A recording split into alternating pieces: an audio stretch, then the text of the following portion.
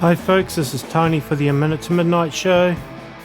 In response to the last video I made recently about Donald Trump and the New World Order, I want to clarify a few things from questions that people have had and some of the criticisms as well. I want to deal with them here. I also want to cover some information that is not related directly to Donald Trump, but it is related to the New World Order. And so I hope this will help clarify some things.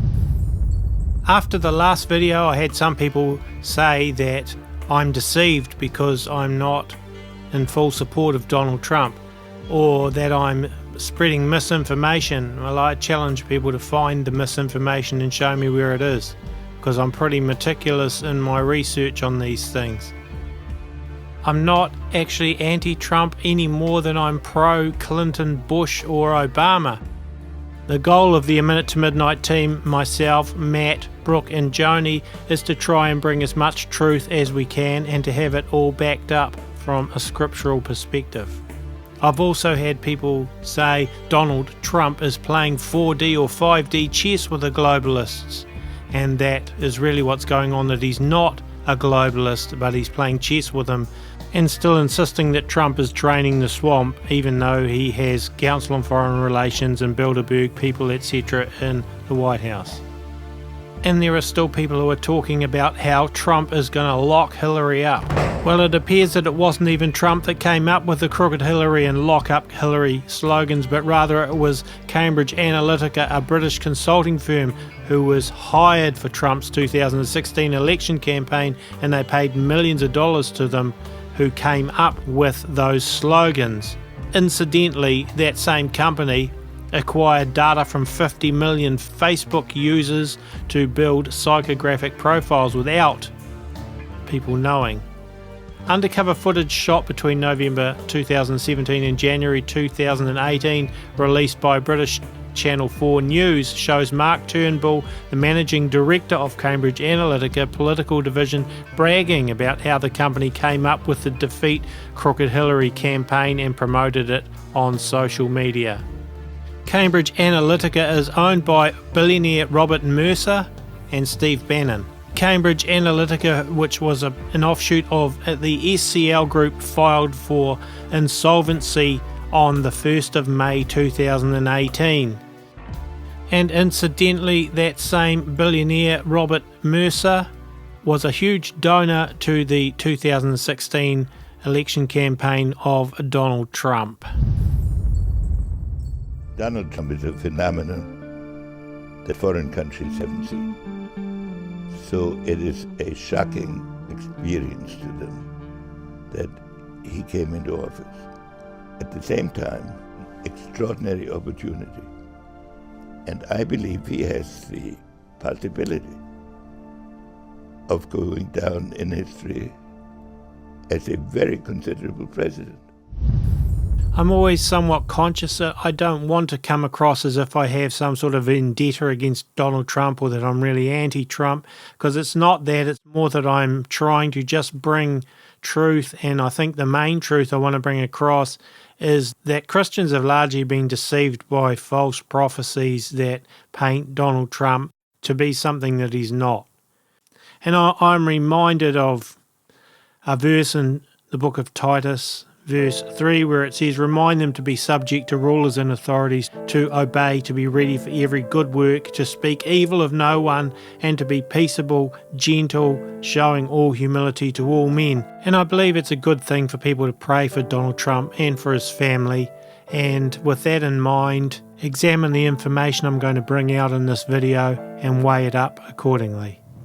Okay, now let's just briefly look at North Korea. What's really going on there between Donald Trump and the little rocket man?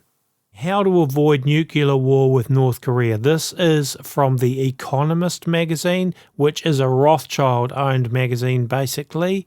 And here, there's a lot in this article, but I just want to bring you to one thing here. It says China is fed up with the Kim regime, but fears that if it were to collapse, a reunified Korea would mean American troops on the Chinese border. But listen to this. Mr. Trump's team should guarantee that this will not happen and try to persuade China that in the long run it is better off with a united, prosperous neighbour than a poor, violent and unpredictable one. So here I think we may have the first clue as to what is really happening in North Korea and the whole standoff situation with the US. You may have heard the term before, all wars are bankers' wars. Well, look what the goal appears to be, to have a unified Korea with no North Korean regime at all. Now, why do they want that? And now I suggest that you go and watch after this a short video put out by our friend Mike from On Point Preparedness, which he shows quite clearly the similarity between the giant letter that Donald Trump is holding from North Korea and a Freemason's apron. I want to take a look now at Saudi Arabia, the Global Centre for Combating Extremist Ideology, and in general, global surveillance and the connection to Donald Trump. We'll look first at an article here in foreignpolicy.com website. Trump's first foreign policy trip was to Saudi Arabia was unprecedented. The Saudis, having mesmerized and disarmed the president and official Washington with their glowing orb, were given a series of blank checks and a margin to maneuver in the region without giving much in return. Okay, now folks, bear with me. I'm going to take you down some rabbit trails, but this is very interesting and very concerning at the same time. So firstly, let's look at the Global Centre for Combating Extremism. Back in May 2017, the Riyadh Summit. Basically, leaders and representatives of 55 Arab and Muslim countries were in attendance, and it was Donald Trump's first visit to Saudi Arabia. Now, if we go down here, May 20th, US President Donald Trump signs a $350 billion arms deal with the King of Saudi Arabia, and the arms deal was the largest in world history. It included tanks, combat ships, missile defense systems, as well as radar communications, cyber security technology. The transfer was widely seen as a counterbalance against the influence of Iran in the region. So that brings us to the Global Centre for Combating Extremist Ideology. Remember Donald Trump putting his hands on the glowing orb along with President al-Sisi from Egypt and King Salman from Saudi Arabia. Now remember, Saudi Arabia has one of the worst records of human rights violations of any country, and yet the centre is there, okay? Now, the Global Centre will be managed by a board of 12 directors appointed every 5 years, and the number of the directors from each state will be dependent on that country's financial contribution to the centre. So, in other words, the richer you are, the more likely you will have influence there. So that perfectly suits wealthy monarchies, such as Saudi Arabia. And the centre was basically given NSA-type technology to spy on people in the Middle East. So anybody that is not part of your religious belief system could be considered to be an extremist, be it a Christian or a Jew or even a different branch of Islam. So if they are deemed to be extremist, they can crack down on them. So wealthy monarchies that have a certain religious belief could determine what they consider to be extremist ideology and then have the most clout in clamping down on it. Notice it's called a Global Centre for Combating Extremist Ideology, and it's to be the guiding light and global hub for the international efforts against the prime enemy of humanity, that is extremism. So who's going to decide what's extremism? What if they... what's to stop them deciding that if somebody says that there is salvation in no one but Jesus Christ, that could be deemed as extremism because it's exclusive? And note here how we see a pyramid shape and light and dark, which is very much the dualistic theme. the as above, so below, light and dark that pervades all occult mystery school thinking. Now I just want to go down and show you this.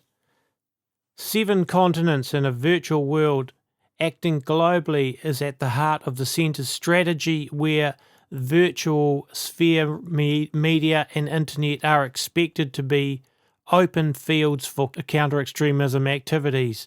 To that end, the centre is already armed with state-of-the-art, innovative software tools and technologies with the most stringent standards of security, reliability and efficiency required to achieve their goals. So this is, remember, in an Islamic country, and they're telling you that they have the technology to basically enact stringent standards of censorship on the internet.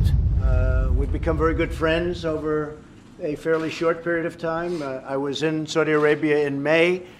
Also, bin Salman visited the White House recently, and Saudi Arabia has negotiated with the US a massive deal to have arms and military equipment supplied to Saudi Arabia in the next few years.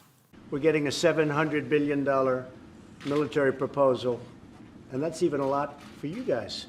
Saudi Arabia's King Salman met with the chairman of the Pontifical Council for Interfaith Dialogue at the Vatican, Cardinal Jean-Louis Touran, and his accompanying delegation.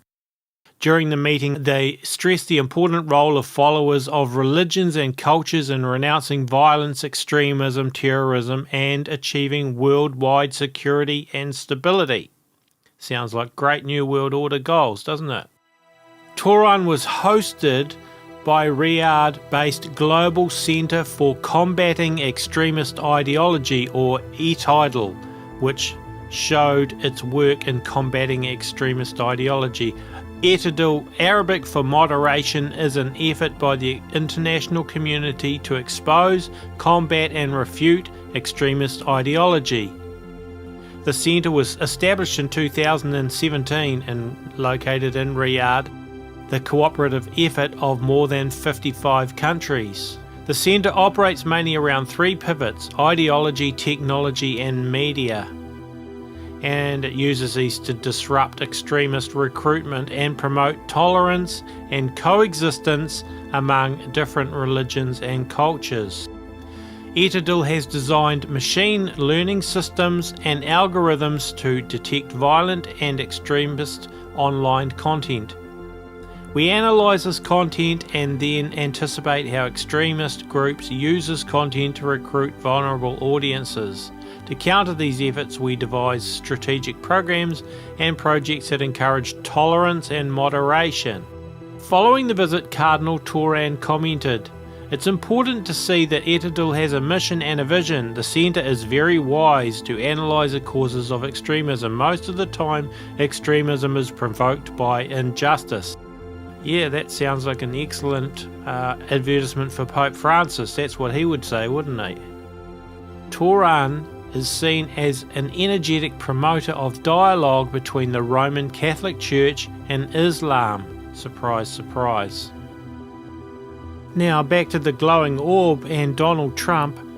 The reason he was there putting his hands on that orb was because he was there at the inaugural opening of the Global Centre for Combating Extremist Ideology on the 21st of May 2017. Incidentally, back in January, Donald Trump signed a bill renewing the NSA's internet surveillance program.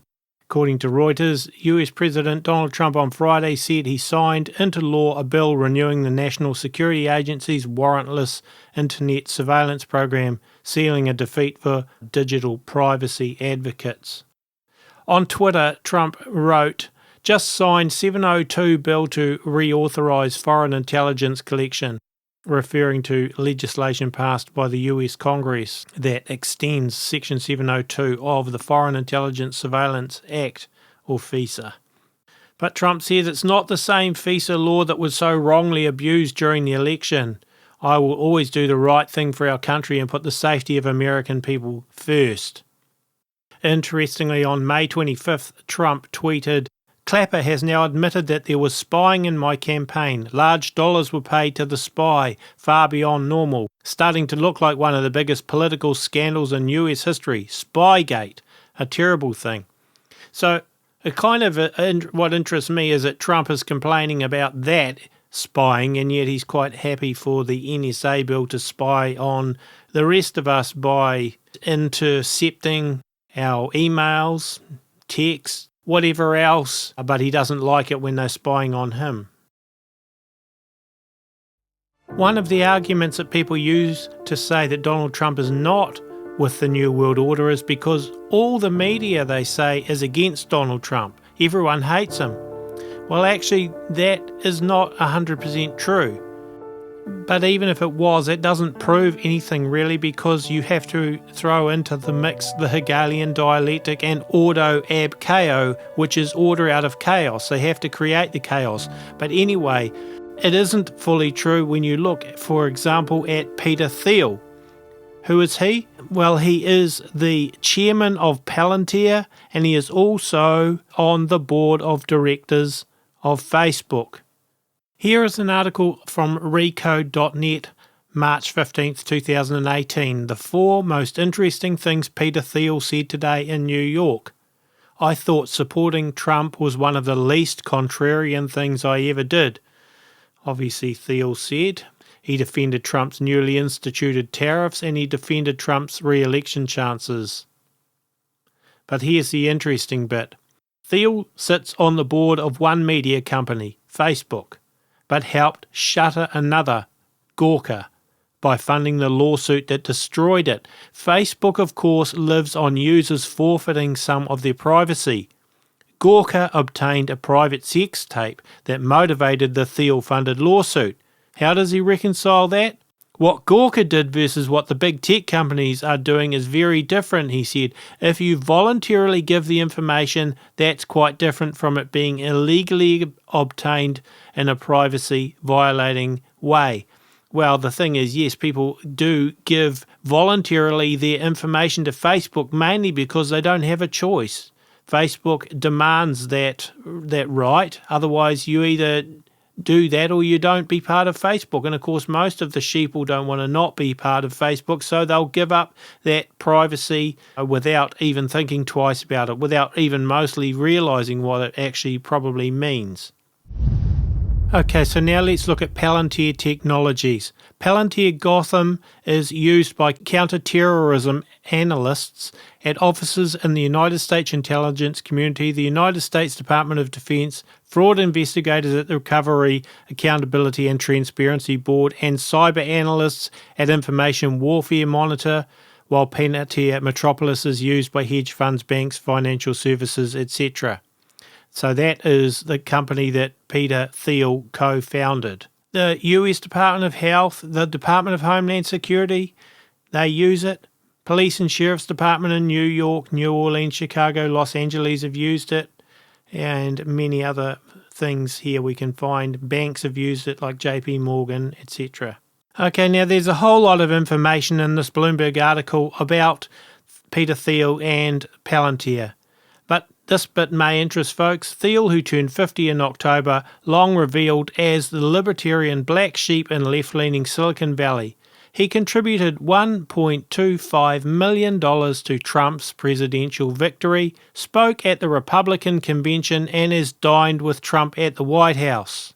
Peter Thiel is also a member of the Bilderberg Group. In fact, he's not just a member of the Bilderberg Group, he's actually part of the elite steering committee of the Bilderberg Group. And that committee decides the people that will be in attendance for each year's Bilderberg meetings. Now here is an article from stuff.co.nz. Peter Thiel is a New Zealand citizen. This is what you need to know. Late on Tuesday, this was 2017 by the way, while we were basking in the glow of a New Yorker piece that profiled New Zealand as a hiding spot for rich Americans, the news broke that Peter Thiel had gone the whole way and become a citizen. Not easy for people to get citizenship in New Zealand unless of course you're a billionaire, in which case you can buy your way in. He's an outspoken Trump supporter. He runs a secret software company that makes software used by spies. He wants young blood so he can become immortal. Now what's that all about, you may ask?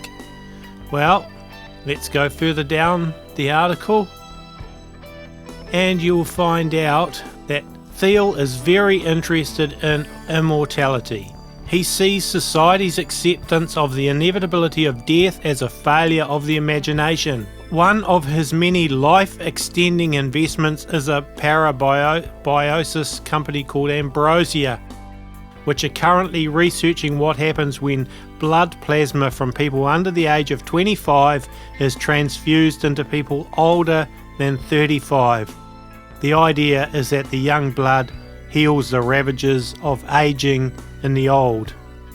And that, folks, should be more than just a small clue that Mr. Thiel is one of the elite globalists, probably an illuminist, and seeking immortality is a sure sign, and especially when it comes to transfusing blood from younger people into old people.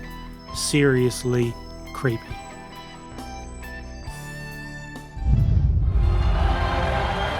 Good evening. I'm Peter Thiel. I build companies and I support people who are building new things, from social networks to rocket ships. I'm not a politician, but neither is Donald Trump. He is a builder, and it's time to rebuild America. Instead of going to Mars, we have invaded the Middle East. We don't need to see Hillary Clinton's deleted emails. Her incompetence is in plain sight.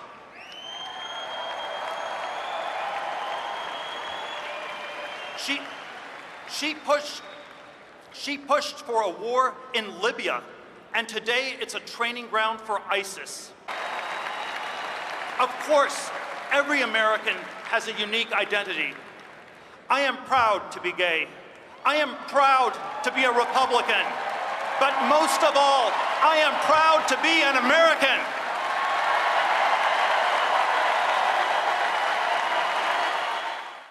Tonight, I urge all of my fellow Americans to stand up and vote for Donald Trump. As I mentioned, Peter Thiel is on the board of directors at Facebook, and currently I'm in Facebook jail, unable to post in groups for the umpteenth time. And I hear the same story from other Christians who post in Facebook groups Christian truth and different messages, similar YouTube videos, etc., and run channels like us. So Christianity is the new hate speech in many places, and whilst once again I am not targeting Jews or Israel specifically, because I am certainly not anti-Israel and not anti-Jewish, but I just want to play a little clip here that could have some rather concerning implications, because who determines what exactly is hate speech? Is it going to be the software, the artificial intelligence, the people that program it? And who are those people? And what do they deem as hate speech?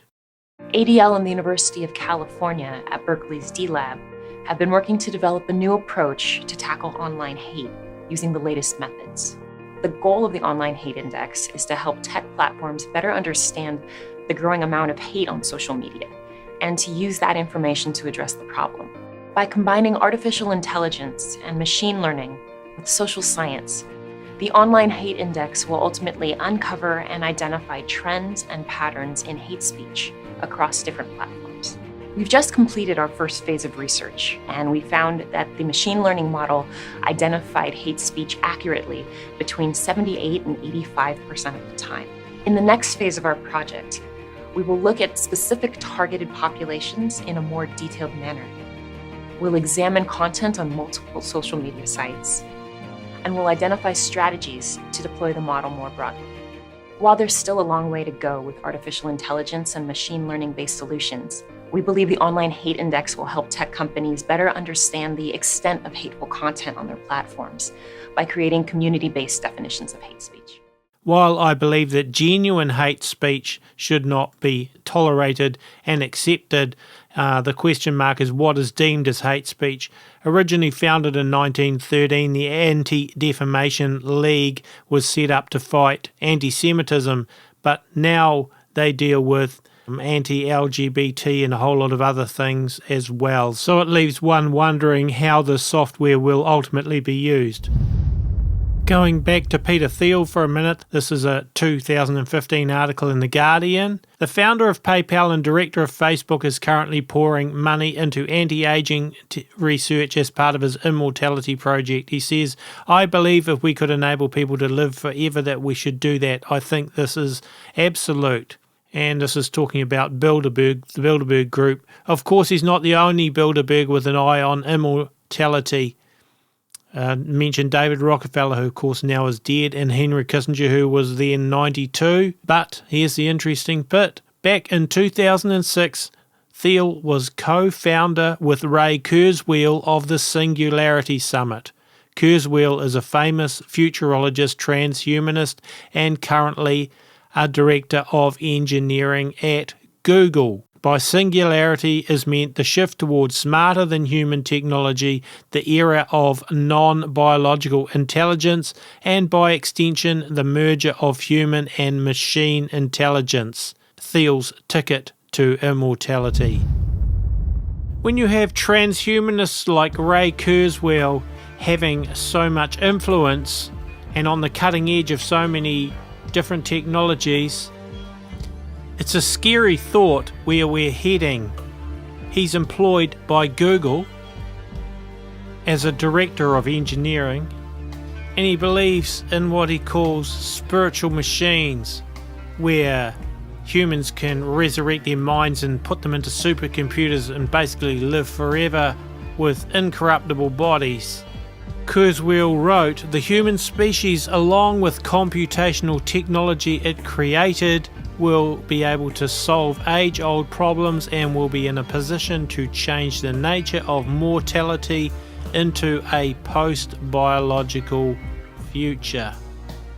In other words, he's a human trying to reach immortality without God, which I see in the book of Revelation quite likely. Those who will seek death and will not be able to find it. This could be the very technology of the mark of the beast.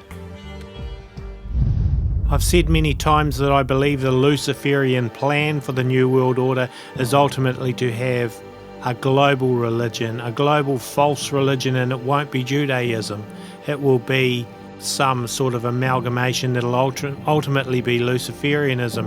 And so what I want to do here is state again, I'm not anti-Israel, I'm not anti-Semitic or anti-Jewish, but I'm also going to be pretty upfront here in saying that I believe that they are deceived and that many Christians are being deceived into supporting some things about Israel that are not right.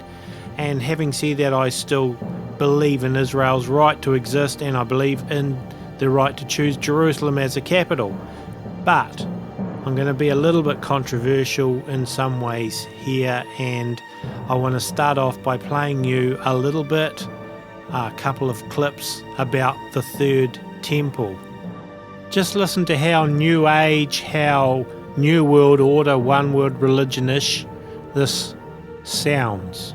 And by the way, the first thing that caught my attention was the pyramid-shaped logo of the newscast. The Temple Institute is a very unique organization because it was founded with the sole purpose of doing as much as possible to raise the consciousness for the Jewish people and really for the whole world as to the central role that the Holy Temple plays in the life of mankind.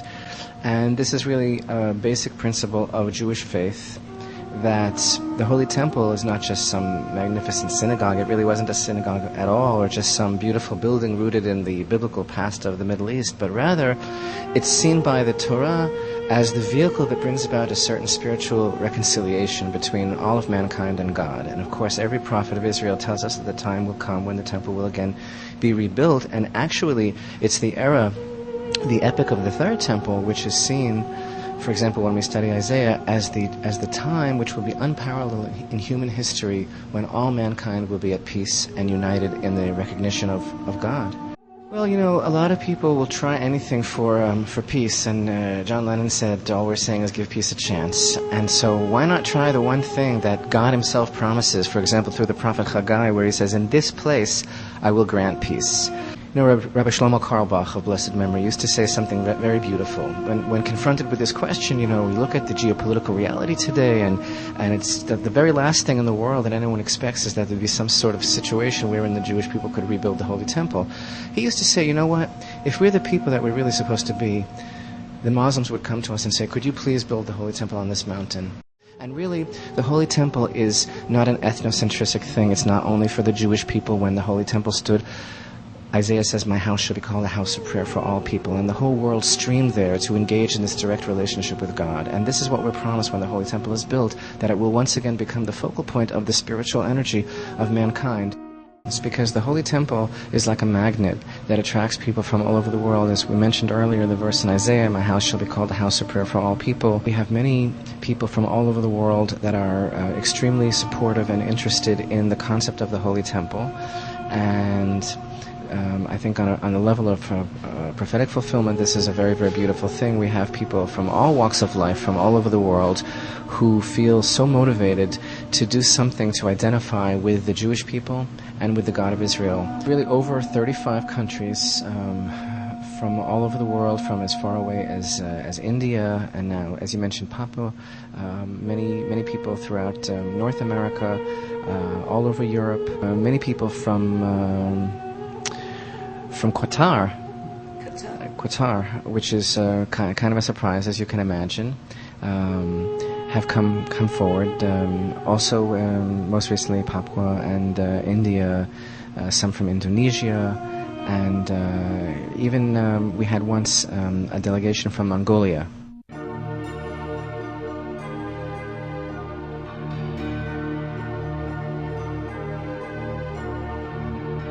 Now remember how the Seven Mountains Dominionists and people involved in the Nah theology have called Donald Trump King Cyrus, and the same thing has come from within the Jewish community in some sectors. And think about this for a moment, and this may be somewhat controversial, and it's just my opinion, okay?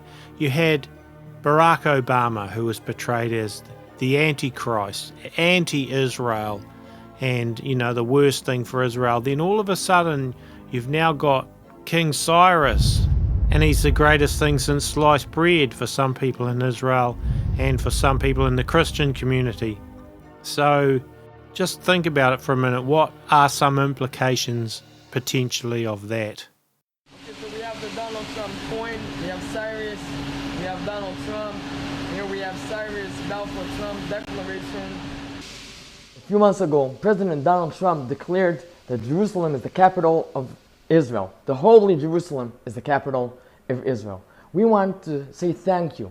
We want to show our gratitude to that big declaration, and that's why we put President Donald Trump next to King Cyrus on our special coin. The income from these donations are going to be used for the rebuilding and education of the Third Temple. The temple belongs to everybody, to the Jewish nation, but also to the whole world. This was a rather interesting opinion piece by Bradley Burston in Israel. It's some food for thought, not that I'm saying I agree with him, but it's an interesting opinion, put it that way. Says, Trump's Jerusalem syndrome. Whose end of days Messiah does he think he is? The president just gave Jerusalem to the evangelicals for Christmas as a capital of their very own. After all, who else but Trump could make the apocalypse great again? To be sure, Trump did little to dispel the sense that something of biblical significance was in fact taking place. The setting for his words was as scrupulously composed as a stained glass window, with Vice President Mike Pence standing apostle-like behind and below, gazing up at him in reverent awe, framed by Christmas accents of greenery, gold ornaments, and red ribbons. There are large numbers of believers, in fact, who see Trump's announcement, and in fact Trump himself, as hastening the long-awaited coming of the Messiah. But whose Messiah is Trump hastening? Is it the fundamental Israeli vision of a return to a Jewish kingdom and priesthood reminiscent of the Old Testament? Or is it the evangelical belief in the return of Jesus Christ and the conversion of all the Jews to born-again Christian doctrine and faith? And it says, and considering the unfathomable idiosyncrasies of the president's personality, isn't there every chance that we are now watching the evolution of a particularly Trumpian version of Jerusalem syndrome? That disorder in which a recent visitor to the holy city begins to take on the personality of a biblical figure? The Messiah, for example, and so on it goes. We know as Christians that the Jewish Messiah that they're expecting will in fact be the anti-Messiah or the Antichrist. And again, I'm not saying that's Donald Trump either, so don't quote me as having said that.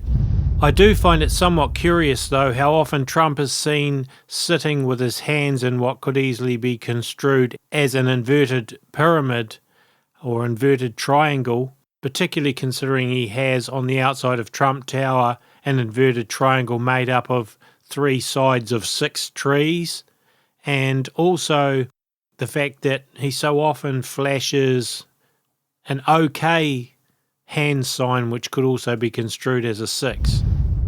Now getting back to the third temple, on douglashamp.com he says this: many people have assumed that the Antichrist will necessarily be Jewish because of his intense drive to rebuild the temple.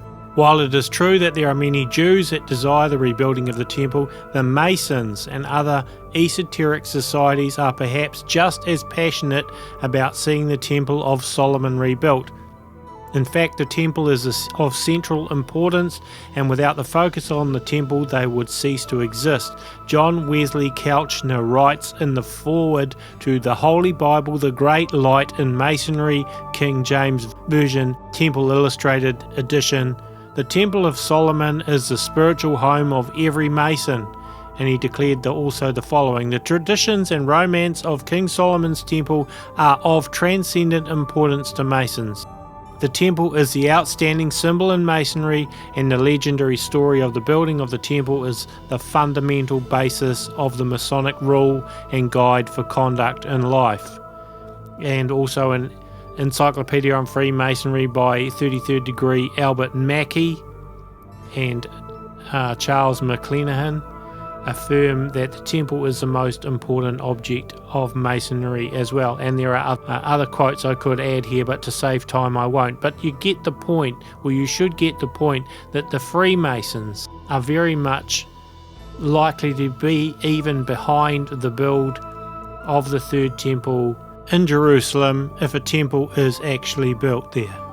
Isaiah 11 verse 11 says, "It shall come to pass in that day that the Lord shall set his hand again the second time to recover the remnant of his people who are left from Assyria and Egypt, from Pathros and Cush, from Elam and Shinar, from Hamath and the islands of the sea.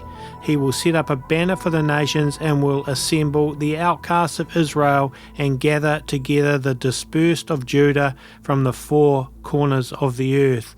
That's Isaiah 11 and 12. And I believe we have seen that, or are seeing that the children of Israel are being brought back and have been brought back from the ends of the earth. And so let's not forget that God's hand is in this. But with that also, let's not forget that in the book of Esther, Haman had a plan to wipe out the Jews. We've seen Hitler try to do that, and I believe that Satan has his own plan to try and do that now that they are gathered in. And in the last couple of days, we've seen Khomeini from Iran talking about Israel being a cancer that needs to be wiped off the face of the earth. We've seen Hamas saying similar types of things. But don't forget, there are also wicked Jews that seek to bring in the Antichrist through Masonic connections and so on, and Illuminati occult connections too. So we have to keep it balanced. God has a plan, but Satan also has a counter plan which we know will be defeated and will not succeed. Remember, our website is aminutemidnight.com, and we run this entirely by donations. and we're always really grateful for any help that people are able to give us through donating. Well, now having seen that video, I hope it's answered some of your questions, and for those of you who say things like I'm presenting misinformation or disinformation, go check the facts yourself and also take it to God and see what is really the truth here. Don't just necessarily believe me, do the research for yourself. So folks, with this information, there really is no excuse for staying in the dark. This is Tony signing out.